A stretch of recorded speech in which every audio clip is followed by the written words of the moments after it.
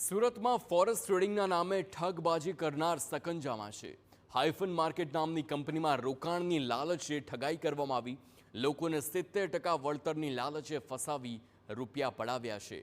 શખ્સે લોકો પાસેથી 29 લાખથી વધુની રકમ પડાવી છે। ફરિયાદીને છેતરપિંડી થયાની જાણ થતાં ફરિયાદ નોંધાવી છે।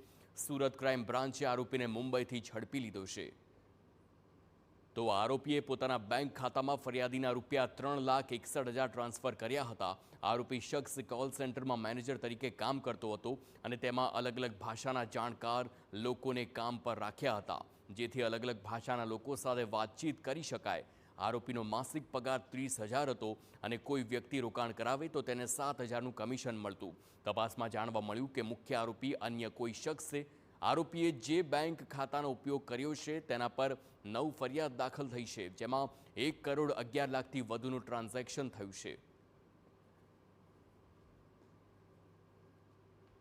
કંપનીનું જે પોર્ટલ હતું એમના મારફતે અમે લોકોએ ટેકનિકલ વર્કઆઉટ કરી અને પીઆઈ સહદેવસિંહ પઢેરિયાની નેતૃત્વમાં જોસેફભાઈ, જયદીપભાઈ, આ 4 લોકોની અમે લોકોએ ટીમ બનાવી અને આ ટીમ પછી નવી મુંબઈ ખાતેથી આરોપીને જે ધરપકડ કરી છે।